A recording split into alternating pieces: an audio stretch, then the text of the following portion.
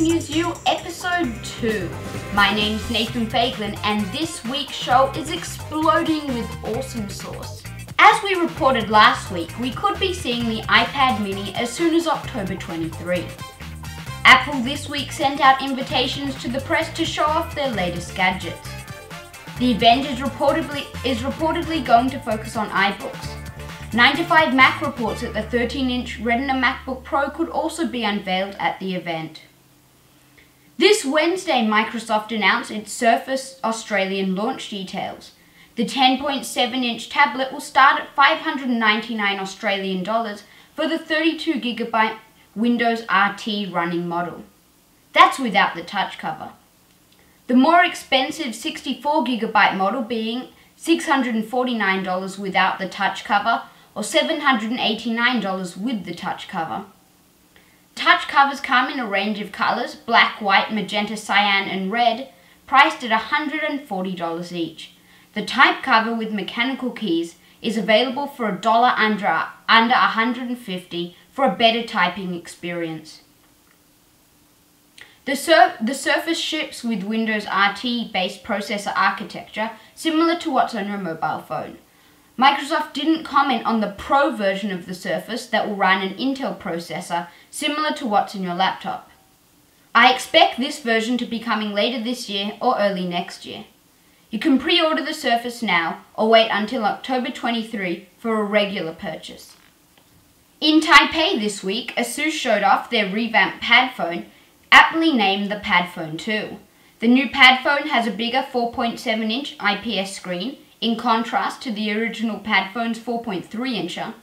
The battery capacity of the handset has been increased slightly to over 2,000 mAh.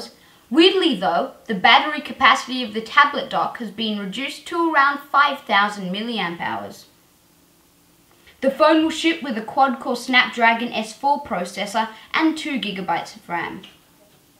I think the Asus Pad phone has all the bells and whistles to be considered a top-tier handset, so it'll be interesting to try it out once it's available. Asus hasn't mentioned any Australian details in their media release, however. This Wednesday, I'm meeting them for the launch of their Windows 8 lineup, including the Tai Chi tablet, so I'll see what info I can get out of them. I've tested out a 15-inch Samsung laptop with no optical drive for the past week. Let's see my thoughts in this Tech News U review. For a while now, the focus of the computer industry has been on making the thinnest and lightest laptops. This has, however, come at the cost of valuable screen real estate. Samsung recently released its new Series 9 line, complete with a 15-inch model, what we are looking at today. There are a few variants of this model with an i5 processor, but we're reviewing the 1.9 GHz Core i7 model. The unit has a 128GB solid-state drive for storage, which, coupled with the processor, guarantees great overall performance. In fact, Windows booted up and was ready for use in about 10 seconds. We ran it through a suite of benchmarking applications, and its performance was definitely up to standard for almost anyone except hardcore gamers or full-time video editors wanting the best performance from a computer. Using productivity favorite, Microsoft Word, we also had great results on the performance front. There was no noticeable lag from when we tapped the backlit keys to when it appeared on screen. With that being said though, the keys on this laptop could be improved. The amount of feedback received from pressing a key was certainly on the low side, and they did feel rather shallow. From a design perspective, this laptop is stunning. Its exterior is constructed out of aluminium, which has been sandblasted for its nice texture. The color looks anywhere from a deep blue to black depending on the lighting.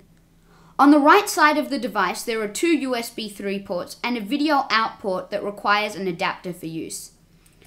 Flipping to the left and there is the power inlet, a USB 2.0 port, an audio input/output, a micro HDMI port, and a gigabit Ethernet port via an adapter. Don't worry, Wi-Fi is inbuilt.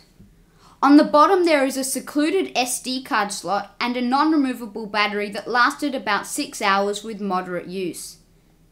The device weighs 1.65 kilos, meaning it's one of the lightest 15-inch laptops around. This does have its sacrifices though. There is no optical drive, so you can't watch DVDs or listen to CDs without an external USB drive. Opening the Samsung Series 9 up, and we are presented with the trackpad. The trackpad is large and comfortable to use, and even perform gestures, including scrolling, far better than other laptops that I've used. With that being said, it still doesn't perform better than most Apple laptop trackpads. Moving forward, the 15-inch screen still leaves a lot to be desired. The resolution of 1600 by 900 doesn't cut it in today's 1080 or 4K world. And the lack of an IPS panel means that viewing angles are limited. It's not all bad though. The bezel surrounding it doesn't get in the way with use. An integrated webcam is to be had at the top of the bezel. Overall, the Samsung Series 9 15-inch laptop is suited to someone that requires a larger screen for work or entertainment without having to accept heavy weight or bad design. It sells anywhere from $1,500 to $1,700 in Australia. We look forward to Samsung improving the screen and keyboard in further iterations. Specifications and a transcript of this review are available on our website, technewsu.com.au. The Verge reports that the 32GB Nexus 7 has inadvertently gone on sale before the official announcement in the United States. They say it costs $249, and based on the current pricing strategy employed by Google, I think it will cost $300 or $350 here if it ever hits Australia. 4K may finally be mainstream with the launch of the GoPro Hero3 sports camera. The top-of-the-line black model having the ability to shoot Ultra HD video at 15 frames per second, 1080p at 60 frames per second, or 720p at 120 frames per second. A few other frame rates are available with other video resolutions. The camera also shoots 12 megapixel photos. My view is that it's great that it's got 4K recording, but at such a low frame rate, your epic stunts on your motorbike or your boating adventures will look like stop-motion videos. We really need to wait until we can get a minimum of 24 frames per second to get a decent 4K experience. Speaking about high resolution, HTC demonstrated its Butterfly J smartphone with a 5-inch 1080p screen among its impressive feature set. While this phone is set for the Japanese market at the moment, I envisage HTC bringing a phone with the same screen down under soon to compete with the Galaxy Note 2, which should be launching soon. For the tech tip this week, I show you how to keep all your contacts in sync between your iOS and Android running devices. It's pretty simple, so watch my tech tip now. In order to sync properly between Android and iOS, your Android device needs to have Google Contacts as its main contact setting or default to keep it easy. So to set up your Google Contacts account on your iPhone without getting rid of iCloud through iTunes, this is how you do it. Go onto your iPhone. You want to go to Settings, Mail, Contacts, Calendars. You then want to go Add Account, Other, Card Dav Account, Server, Google.com, Username, your full Google username. I'm going to put that in now, off camera. And then your Google password. I'm also going to put this in off camera. Then hit Next.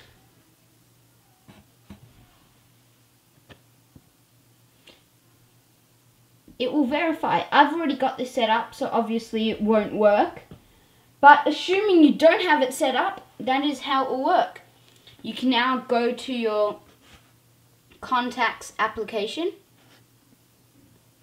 Whoa! All your contacts are there. Like magic if you're coming from an Android device. With Tech News U, I'm Nathan Feiglin.